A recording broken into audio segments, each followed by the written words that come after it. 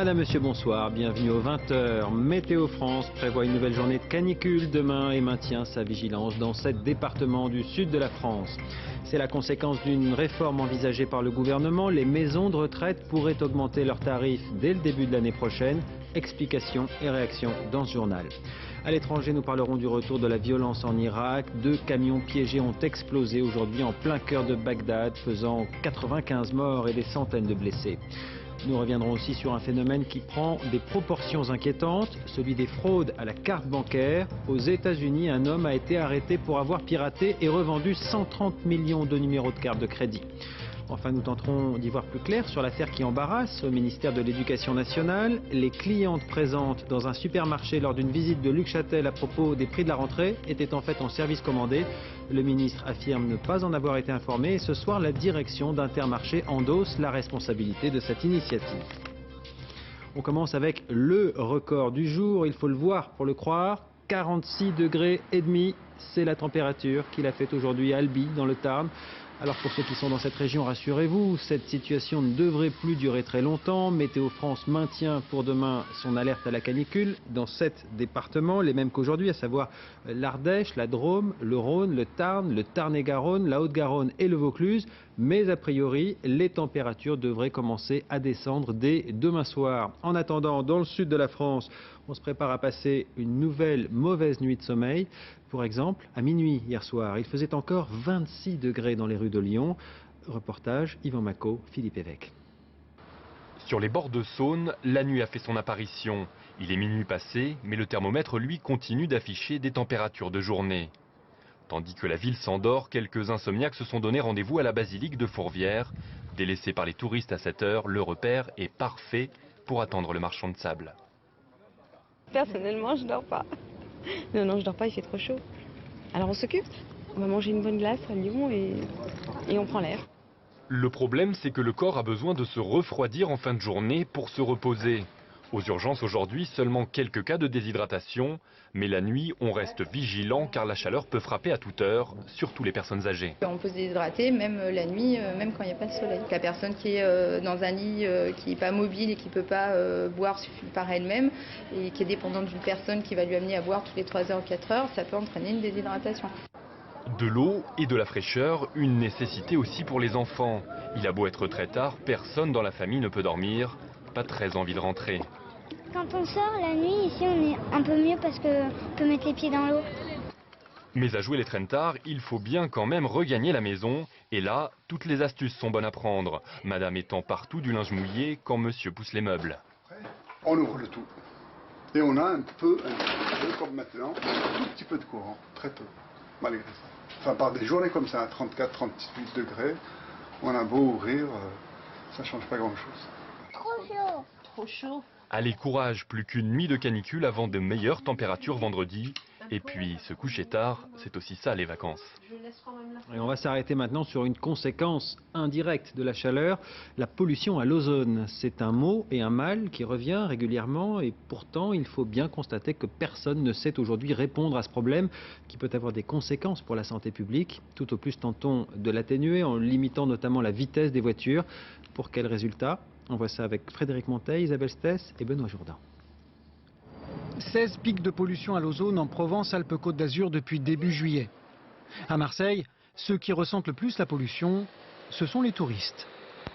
Non, est-ce que vous sentez la pollution? Oui. Beaucoup. Comment? Beaucoup, énormément. Et moi, j'habite Dijon, donc c'est ce que je dis. Ici, c'est très très pollué. Je sens que ça sent pas la bonne herbe verte, les pâturages. L'ozone, tout le monde en parle, mais personne ne le voit. Alors, qu'est-ce que l'ozone? L'ozone est un gaz souvent incolore, visible le matin en altitude sous forme de brouillard. Une vieille connaissance. Sa molécule a été identifiée en 1839 par un chimiste suisse. Depuis, on sait qu'il se forme à partir de 2 polluants, les composés organiques volatiles et les oxydes d'azote. Les oxydes d'azote, en ce moment, c'est essentiellement le trafic.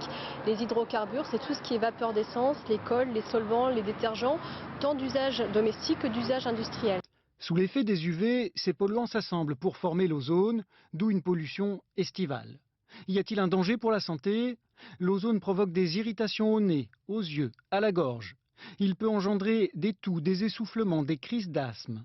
Plus grave, il augmente les accidents cardiovasculaires. C'est ce qu'a démontré une étude américaine menée dans 95 villes. En été, à partir de 100 microgrammes par mètre cube, la mortalité liée aux accidents cardiovasculaires augmente jusqu'à plus 8%. Autrement dit, plusieurs milliers de morts par an aux États-Unis. Ce n'est pas l'ozone qui vous donne la mort, c'est l'ozone chez quelqu'un qui a déjà une pathologie préexistante qui peut entraîner une mort, alors que celle-ci était, nous dans le jargon médical, on dit une mort prématurée. Que faire en cas de pic de pollution? Principale recommandation des autorités, rouler moins vite. Problème, la consigne est peu respectée et elle ne réduit que de quelques pourcents la pollution. Les écologistes réclament des mesures plus strictes. Il y a un moment donné aussi où il va falloir, par une politique de stationnement notamment, réduire significativement le nombre de voitures qui circulent en ville. Enfin, sachez que l'ozone né de la pollution n'ira pas combler le fameux trou de la couche d'ozone, car l'ozone des autos et des industries ne dépasse pas les 10 km d'altitude. Celui qui nous protège se situe bien plus haut. Et pour demain, plusieurs alertes à la pollution à l'ozone ont été déclenchées dans le bassin lyonnais, le centre, à Strasbourg et puis aussi dans le quart sud-est de la France.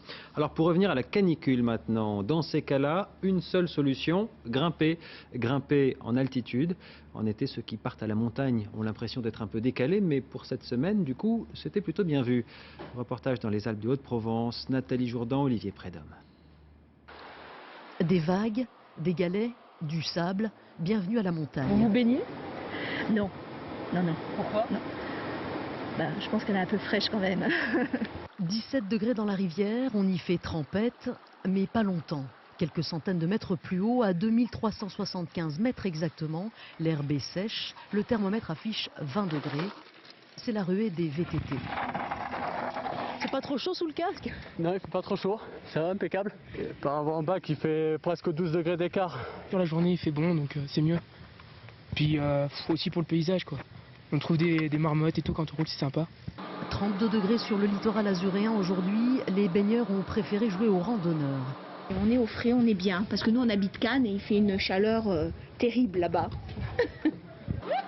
Et l'ascenseur pour la fraîcheur ne désemplit pas. Au sommet, c'est vue montagne. Ah oui, c'est plus joli que la mer. Hein.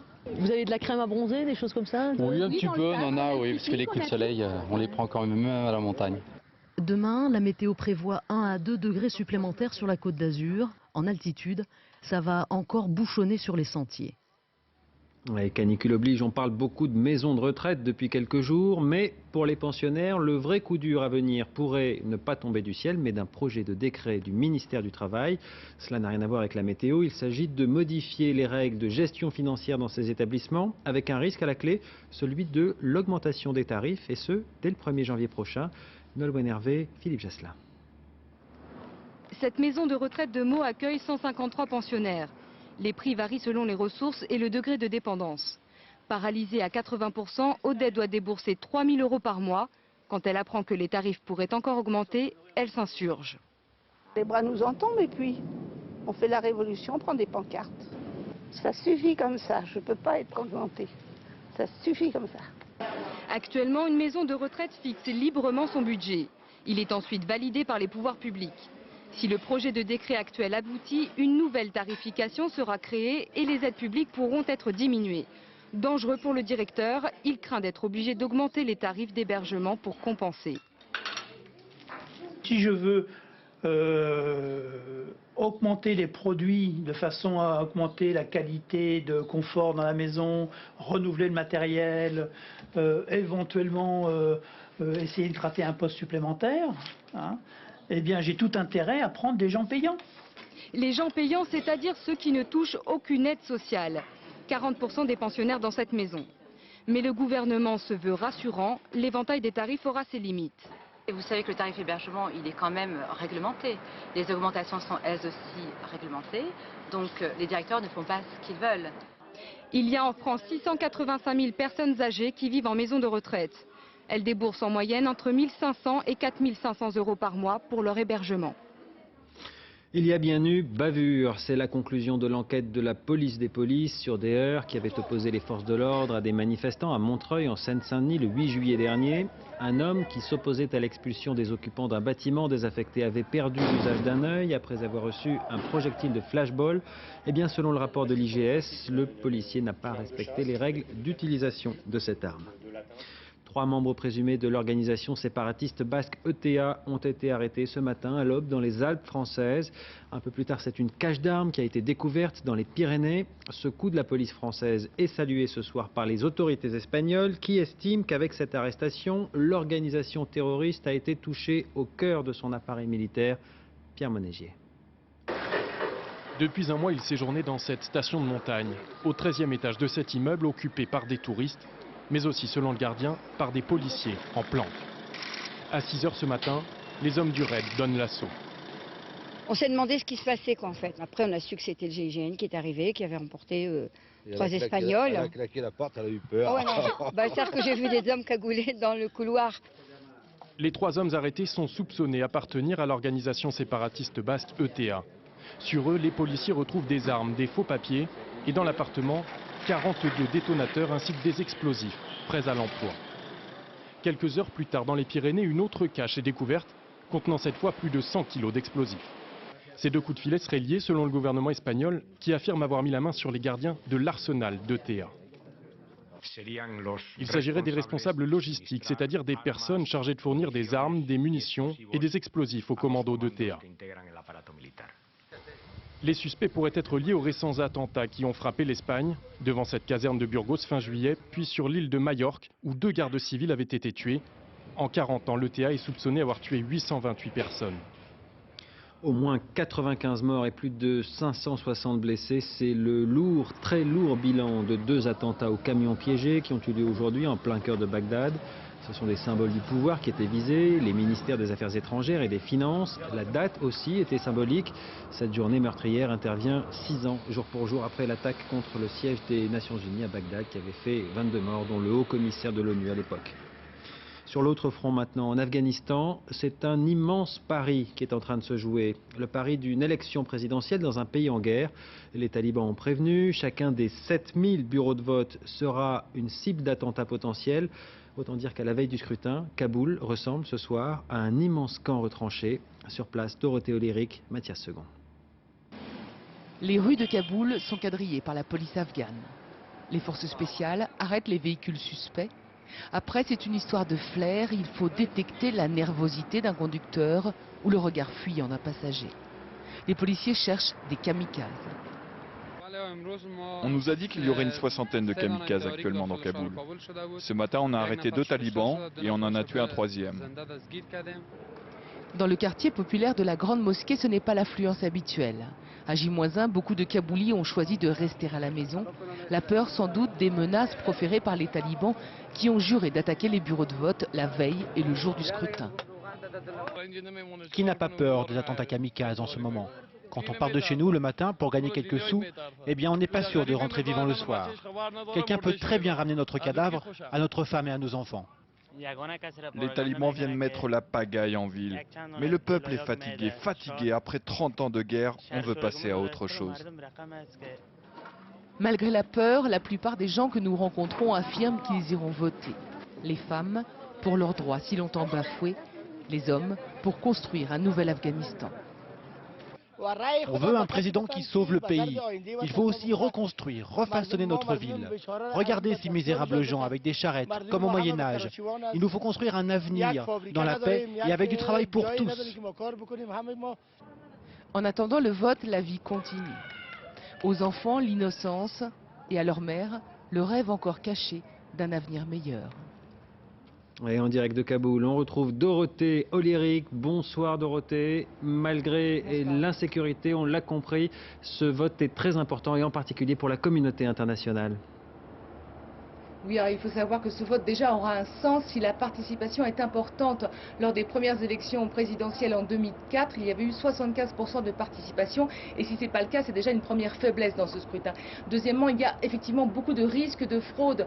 Les observateurs parlent d'irrégularité d'ores et déjà. Et on sait qu'on peut trouver des fausses cartes d'électeurs sur le marché noir, au bazar, à Kaboul et aussi dans le reste du pays pour seulement 10 €. Alors je vous rappelle que Hamid Karzai, c'est l'homme des Américains. Et si le processus électoral se passe mal, alors il sera extrêmement affaibli, tout comme la communauté internationale, puisque actuellement il y a quelques 100 000 hommes américains, français et autres nationalités sur le terrain. Donc ce serait un échec absolument difficile à digérer pour la communauté internationale, d'autant plus que le bilan de cette opération militaire commencée en 2001 est déjà extrêmement critiqué.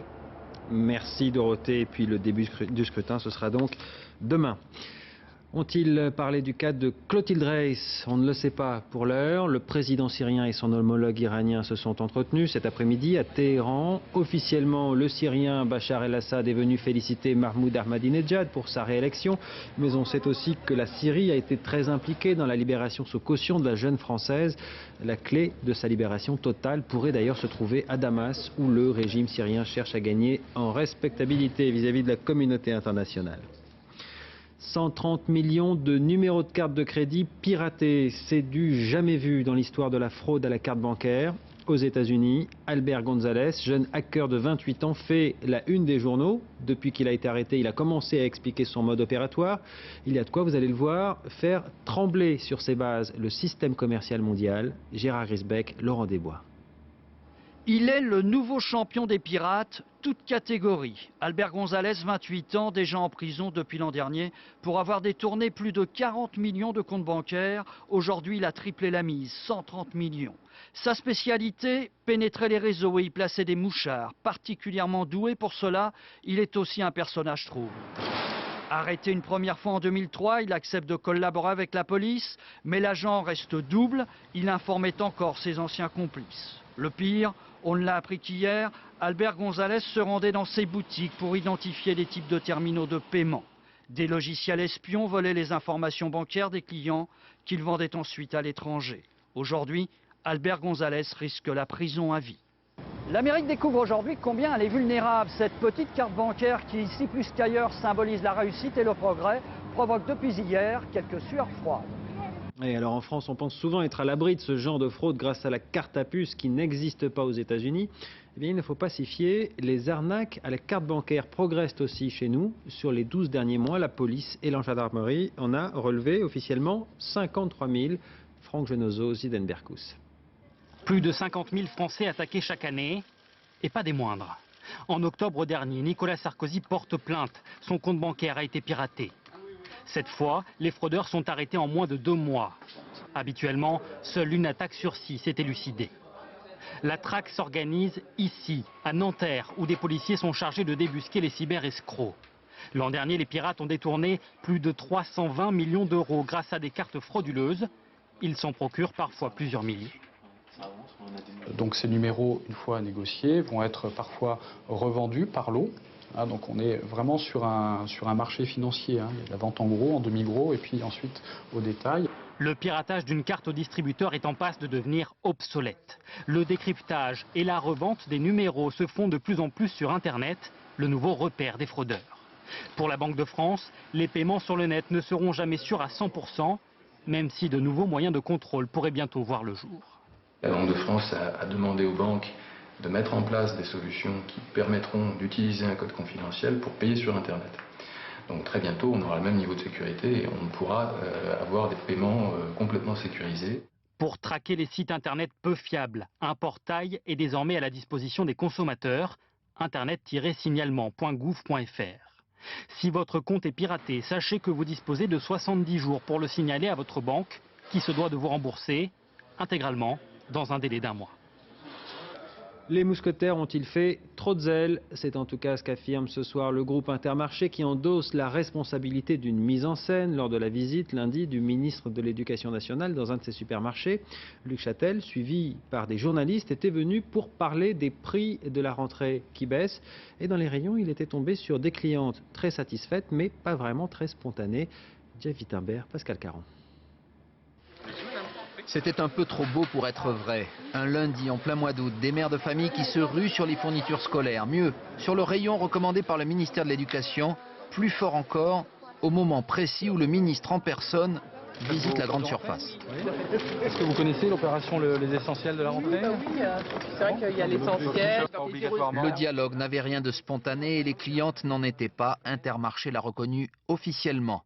La direction Intermarché a pris l'initiative d'inviter un certain nombre de salariés à l'occasion de la venue des ministres dans l'un de ses magasins à Villeneuve-le-Roi. Une mise en scène donc censée faire plaisir à Luc Châtel, c'est raté. En 2 ans, j'ai fait à peu près 200 déplacements. Jamais il ne serait venu à l'idée d'organiser les choses, de monter la claque. C'est pas mon genre, quoi. C'est pas mon style. Alors, il semble que Intermarché, le magasin, ait pris une initiative malheureuse, à mon insu, une initiative que je trouve franchement déplacée. Et je vais vous dire, ça me choque parce que ça met en cause mon honnêteté. Plus ennuyeux, l'une des fausses clientes, Virginie Méniel, se trouve être élue dans une mairie UMP.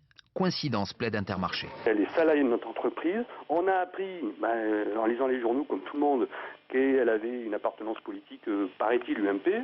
Vous imaginez bien qu'à aucun moment nous ne connaissons, nous, les affinités politiques de nos salariés et que c'est le pur hasard. Un hasard qui ne convainc pas le Parti socialiste. J'ai peine à croire qu'un ministre aussi professionnel politiquement ait pu être abusé par cela. Je demande vraiment à Luc Châtel de chercher ce qui s'est passé. Parce que derrière ça, il n'y a pas qu'une entreprise. Il y a un parti politique aussi, le sien, l'UMP. Info public peut coûter cher. Parce que des figurants avaient été payés pour assister à son colloque, Olivier Stiernes avait dû quitter le gouvernement Rocard il y a 19 ans. À la grande différence d'aujourd'hui, l'initiative venait du ministre. Il est 20h19, à suivre la baisse du moral des cadres. Les entreprises en recrutent de moins en moins en France, en revanche de plus en plus à l'étranger, surtout dans l'informatique. Nous parlerons aussi du chiffre qui dérange au ministère de l'Intérieur. Les cambriolages ont augmenté de 12% en un an. Enfin, nous irons à la rencontre des baleines à bosse au large de la Nouvelle-Calédonie. Mais d'abord, on va parler de la chute des embauches de cadres en France. Regardez le chiffre sur 12 mois, il est impressionnant. Les offres d'emploi de cadres ont baissé de près d'un tiers. Le repli est généralisé, tout secteur confondu. C'est une très mauvaise nouvelle pour les jeunes diplômés qui devaient commencer à travailler à la rentrée. Julien Pelletier, Marina Dété. Trouver un emploi coûte que coûte. L'histoire de ce jeune diplômé avait fait le tour de France. Il s'était mis en vente aux enchères sur Internet. D'autres glissent leur CV dans des packs d'eau minérale ou les impriment sur des sets de table. Ce chef de projet, lui, avait écrit une chanson. Je veux travailler, tu ne veux pas rester à ne rien faire. Il est embauché en moins de 2 semaines. Au revoir. Nous sommes retournés le voir, sa recette n'a pas changé. Quand on a une pile de 200 CV sur un bureau, quand on est le CV numéro 70, on n'a aucune chance d'être repéré, il faut faire quelque chose pour... il faut se bouger, tout simplement, il faut trouver des idées originales. La devise risque de compter de plus en plus d'adeptes car les offres d'emploi, elles, sont de plus en plus rares. Les perspectives d'embauche des cadres n'ont jamais autant diminué, y compris lors de l'éclatement de la bulle Internet. Dans la crise, les postes d'encadrement sont les premiers sacrifiés. Dans les entreprises, il y a des emplois indispensables, les emplois de production, les emplois de caissière, sur lesquels on ne peut pas faire d'économie, tandis que les emplois de cadre, où il est question d'innover, de gagner des parts de marché, on peut ne pas les remplir pendant une certaine période. Selon les estimations, 145 000 embauches sont prévues cette année, contre 200 000 en 2008. De mauvais augure pour les milliers de jeunes diplômés qui s'apprêtent à entrer sur le marché du travail. Alors de nombreux secteurs sont concernés, mais le plus touché, c'est celui de l'informatique avec une baisse de 38% des offres d'emploi chez les cadres. Et la cause, vous allez le voir, n'est pas forcément liée à un ralentissement d'activité. Les entreprises continuent à recruter, mais ailleurs, et notamment en Inde, là-bas, un ingénieur coûte 6 fois moins cher qu'en France. Reportage Arnaud Miguet, Dominique Marotel. Bienvenue au paradis des délocalisations informatiques. Aujourd'hui, les Indiens sont des géants du high-tech, le bureau du monde, grâce à ces sociétés indiennes et étrangères. Elles ont tout ici pignon sur rue comme Capgemini ou Steria, l'autre grand nom des services informatiques français. Nous sommes à Noida, dans la banlieue de Delhi, siège de cette compagnie vieille de 40 ans, implantée en Inde depuis 2 ans. Ici, on développe des logiciels pour les plus grands groupes, EDF, Peugeot et bien d'autres. Ici, on teste des programmes informatiques créés pour nos clients, qui peuvent être des banques. Là, on s'occupe de logiciels pour certains ministères des Finances. Et enfin, ici, par exemple, on teste un programme pour réguler la circulation automobile à Paris. L'Inde, un Eldorado grâce à une matière grise abondante, bien formée et surtout bon marché. Un informaticien indien coûte 6 fois moins cher qu'un Français.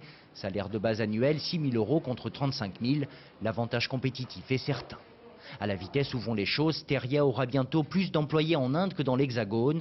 Son directeur ne s'en émeut pas, même si cela fait grincer bien des dents à Paris. Comment les compagnies françaises peuvent-elles rester compétitives face aux Américains, aux Japonais, aux Allemands ou aux Britanniques?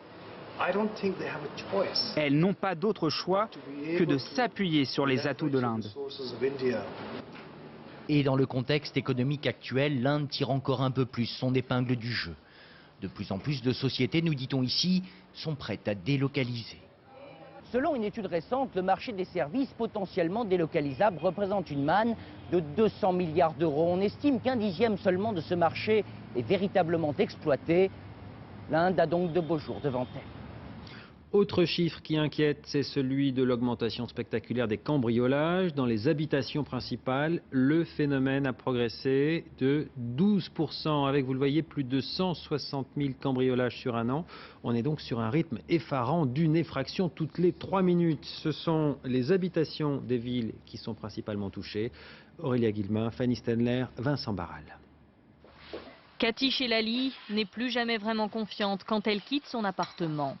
Depuis qu'il y a 1 an et demi, en plein après-midi, en plein Paris, des cambrioleurs ont profité d'une courte absence pour s'introduire chez elle. J'ai trouvé tout sur le lit, les tiroirs de l'armoire, les tiroirs de table de nuit, tout était vidé sur le lit. C'était pas les bijoux, c'est le fait de toucher mes affaires, de toucher mon lit, de toucher mes tiroirs, toucher mon armoire, mes vêtements. C'est comme un viol.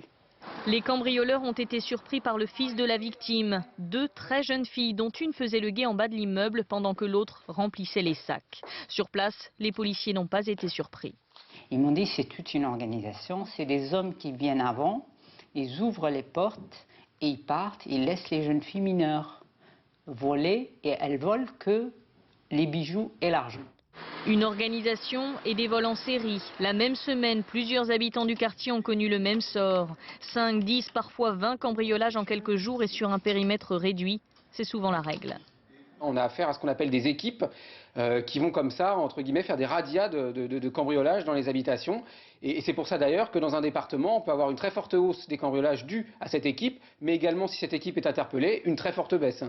La saison estivale est toujours propice au cambriolage et le ministre de l'Intérieur, Brice Hortefeux, demande un effort particulier aux forces de police et de gendarmerie pour venir à bout du phénomène.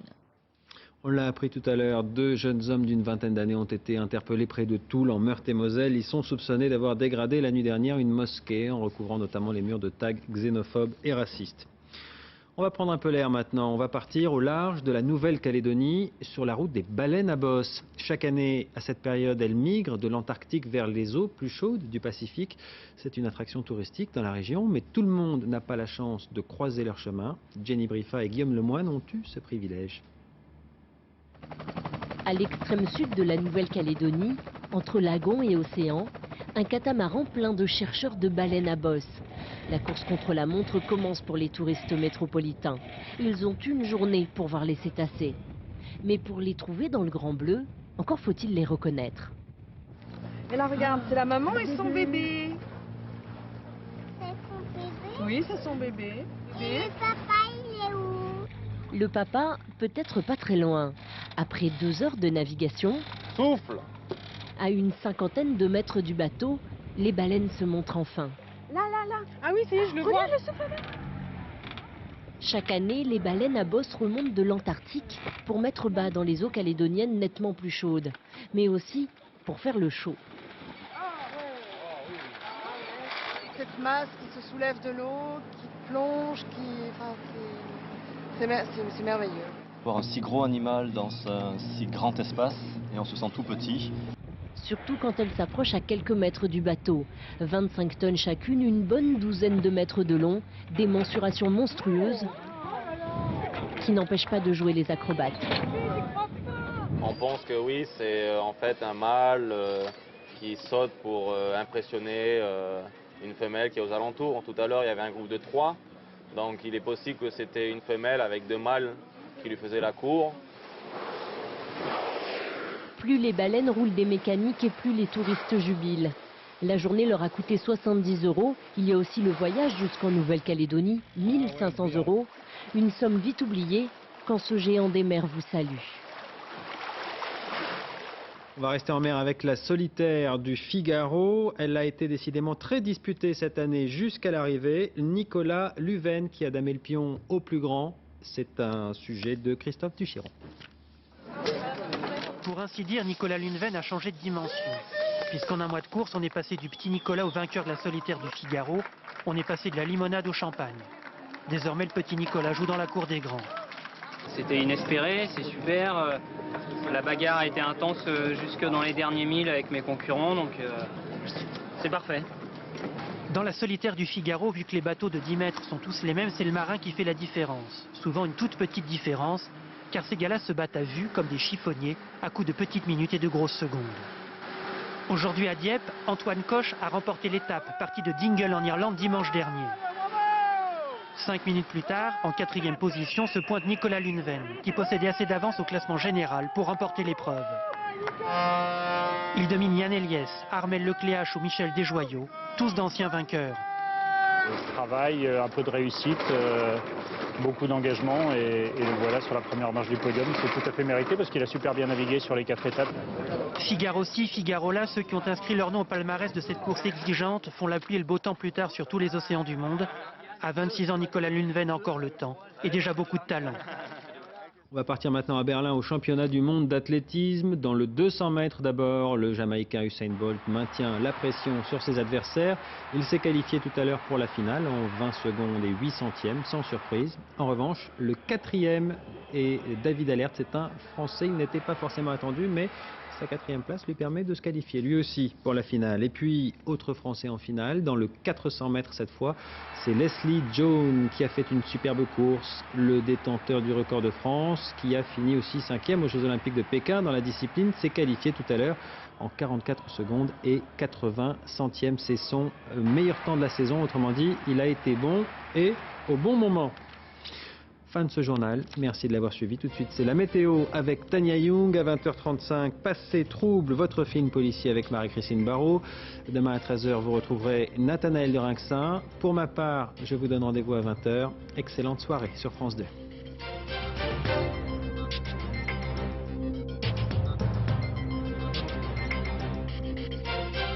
L'info en continu, c'est aussi sur France2.fr.